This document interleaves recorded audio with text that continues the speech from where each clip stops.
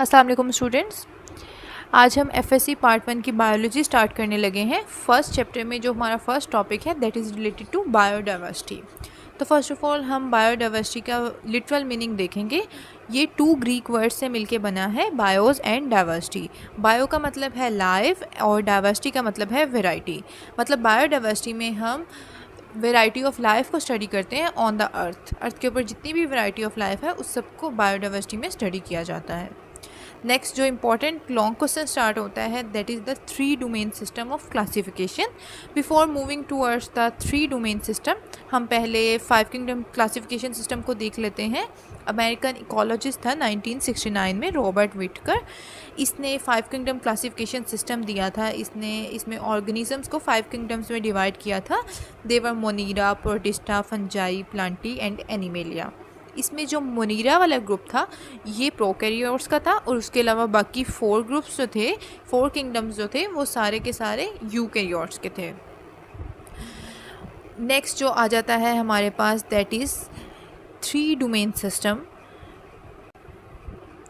Carol Woese जो था उसने 3 डोमेन सिस्टम दिया था। उसने ऑब्ज़र्व किया था कि प्रोकैरियोट्स जो हैं उनमें डिफरेंस पाया जाता है, इसलिए उसने उनके डिफरेंस और फीचर्स की बुनियाद पे उनको 2 ग्रुप्स में डिवाइड कर दिया था। These groups were archaea and bacteria. इसने कहा था कि प्रोकैरियोट्स के 2 डोमेन्स होंगे, आर्ची एंड बैक्टीरिया, और यूकैरियोट्स की एक सेपरेट डोमेन होगी, डोमेन यूकैरिया। इस तरह से इसने 3 डोमेन सिस्टम हमें दिया था और इसने ये बताया था कि 3 डोमेन सिस्टम हमें बताता है कि डोमेन आर्ची और डोमेन बैक्टीरिया जो हैं इसमें प्रोकैरियोट्स हैं, जबकि इनके प्रोकैरियोट्स दोनों में हैं लेकिन इनके फीचर्स जो हैं वो एक दूसरे से डिफरेंट हैं।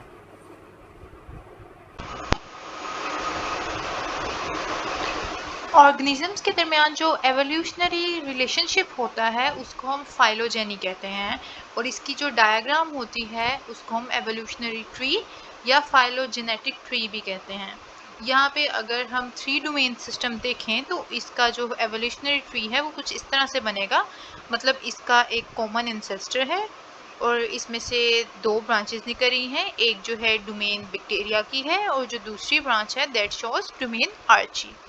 और डोमेन आर्ची से फर्दर जो है वो एक और ब्रांच निकल रही है जो कि डोमेन यूकेरिया को शो करती है। मतलब डोमेन यूकेरिया जो है वो आर्ची से फर्दर इवॉल्व हुआ है। ठीक है, ये भी आप अपने लॉन्ग क्वेश्चन में ऐड करेंगे। आर्ची जो है वो यूकैरियोट्स से रिलेट करते हैं काफ़ी हद तक। अगर हम एवोल्यूशन को स्टडी करें तो हमें ये पता चलता है कि बैक्टीरिया और जो आर्ची हैं ये इंडिपेंडेंटली इवॉल्व हुए हैं सेम इंसेस्टर से। इन दोनों का इंसेस्टर सेम है लेकिन इंडिपेंडेंटली इवॉल्व हुए हैं। और अगर हम आर्ची और यूकेरिया के डोमेन्स को स्टडी करें तो हमें ये पता चलता है कि आर्ची जो हैं यूकैरियोट से ज़्यादा रिजेंबल करते हैं। तो हम ये एवोल्यूशन से हमें ये पता चलता है कि जो यूकैरियोट्स हैं वो आर्ची से इवॉल्व हुए हैं।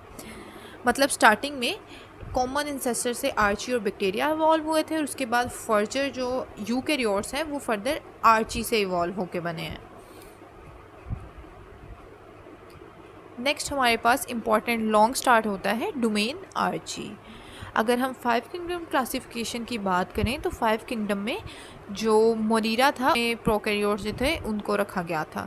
लेकिन अगर हम अब डोमेन सिस्टम में देखें तो डोमेन आर्ची जो है इसको सेपरेट कहा गया है और डोमेन बैक्टीरिया को सेपरेट कहा गया है। तो डोमेन आर्ची जो है ये ग्रीक वर्ड का मतलब है एंशिएंट।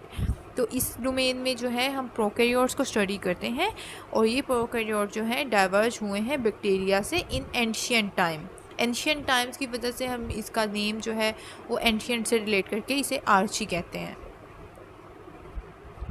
अगर हम इसके साइज़ की बात करें तो इसका साइज़ 0.1 माइक्रोमीटर से लेके 15 माइक्रोमीटर तक भी हो सकता है डायमीटर में। उसके अलावा ये कंबाइन होके गेट्स भी बना लेती हैं और मतलब फिलामेंट्स भी बना लेती हैं सेपरेट ऑर्गेनिज्म जो हैं। तो वो इस फॉर्म में जो है उनका साइज़ जो है अप टू 200 माइक्रोमीटर तक लेंथ में चला जाता है।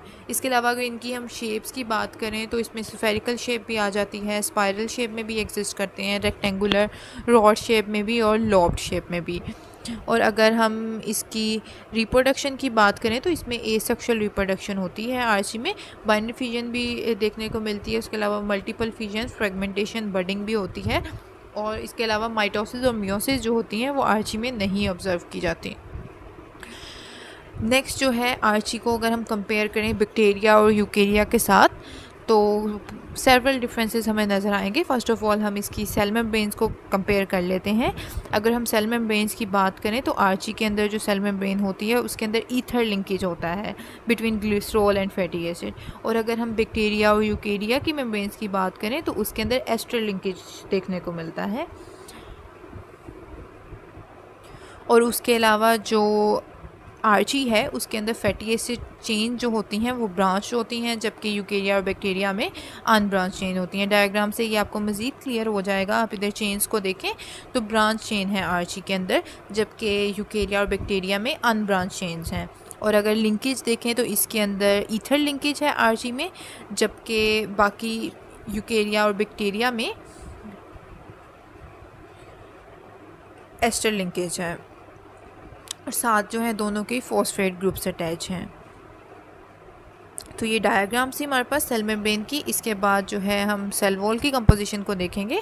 अगर आर्ची में हम सेल वॉल की कंपोजिशन को देखें तो इसमें सेलुलोज और पेप्टाइडोग्लाइकन प्रेजेंट नहीं होता सेल वॉल में, और जबकि बैक्टीरिया और यूकेरिया के अंदर पेप्टाइडोग्लाइकन प्रेजेंट होता है अगर हम बैक्टीरिया की बात करें। और अगर हम यूकेरियोट्स की बात करें, अगर उनमें सेल वॉल प्रेजेंट होगी जैसे कि प्लांट्स हैं तो वो सेलुलोज से मिलके बनती हैं, अगर फंजाई है तो काइटिन से मिलके बनती हैं।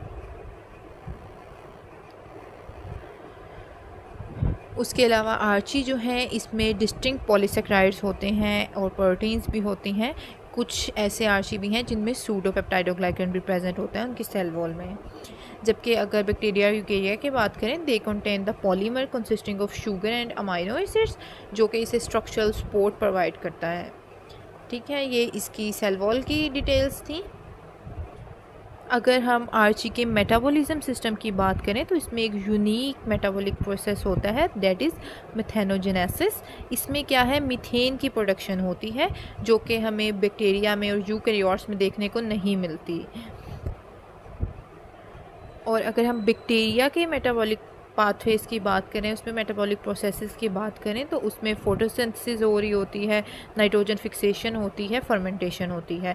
और अगर यूकेरियोट्स की बात करें उसमें मेटाबॉलिक प्रोसेसेस जो हैं वो ज़्यादा कम्प्लेक्स किस्म के पाए जाते हैं, जैसे कि सेलुलर रेस्पिरेशन देखने को मिलती है, उसके अलावा फोटोसिंथेसिस होती है, उसके अलावा डिफरेंट फॉर्म्स ऑफ फर्मेंटेशन भी हमें यूकेरियोट्स में ऑब्ज़र्व होती हैं।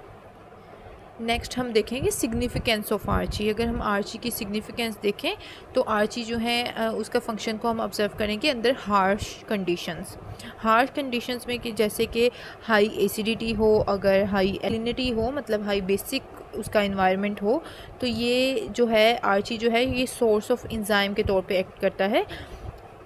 फॉर एग्जांपल अगर इसकी एग्जांपल देखें, जो डीएनए रेप्लिकेशन में जितने भी एंजाइम्स जो होते हैं वो हम आर्ची से एक्सट्रैक्ट करते हैं। दी लेबॉर्ट्री में जब हमने क्लोनिंग करवानी होती है डीएनए की, उसके लिए जो एंजाइम्स रिक्वायर हैं वो आर्ची से हम लोग एक्सट्रैक्ट करते हैं। उसके अलावा सीवेज ट्रीटमेंट में भी इसकी बहुत ज़्यादा इंपॉर्टेंस है। हमने पीछे भी पढ़ा कि इसके मेटाबॉलिक प्रोसेस में एक मेथेनोजेनेसिस प्रोसेस इन्वॉल्व होता है। तो ऐसे आर्चीज़ जो मेथोजेंस होते हैं, मतलब वो मीथेन गैस प्रोड्यूस करते हैं, उनका सीवेज ट्रीटमेंट में भी बहुत इंपॉर्टेंट रोल है। ये एरोबिक डाइजेशन करते हैं और हमें बायोगैस प्रोड्यूस करके देते हैं जो कि फ़र्दर यूज़ होती है। उसके अलावा एक्सट्रैक्शन ऑफ मेटल्स को अगर देखें तो एसिडोफिलिक जो आर्चीज़ होते हैं वो मेटल एक्सट्रैक्शन में भी यूज़ किए जाते हैं। मिनरल प्रोसेसिंग के दौरान डिफरेंट मेटल की एक्सट्रैक्शन में यूज़ होते हैं, जैसे गोल्ड, कोबाल्ट और कॉपर की जो ऑर्स हैं, जब उनसे उन्हें एक्सट्रैक्ट किया जाता है तो उसके दौरान जो मिनरल प्रोसेसिंग होती है उसमें आर्चीज़ को यूज़ किया जाता है। नेक्स्ट अगर हम मेजर ग्रुप्स ऑफ आर्ची देखें तो इसमें मेथोजेन सबसे पहले आ जाते हैं जो कि मीथेन प्रोड्यूस करते हैं मेटाबॉलिक प्रोसेस में, जैसे हमने पहले भी पढ़ा। उसके अलावा हेलोबैक्टीरिया आ जाते हैं, ये बहुत ज़्यादा सेलाइन इन्वायरमेंट में रह सकते हैं, मतलब हाईली सॉल्टी इन्वायरमेंट्स जो होती हैं वहाँ भी एग्जिस्ट कर सकते हैं। इसके अलावा थर्मोकोकाई आ जाते हैं, ये हॉट इन्वायरमेंट में रह सकते हैं एक्सट्रीम कंडीशन में।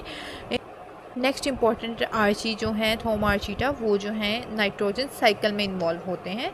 तो ये मेजर ग्रुप्स ऑफ आर्ची आ जाते हैं अलॉन्ग विद देयर कैरेक्टरिस्टिक्स।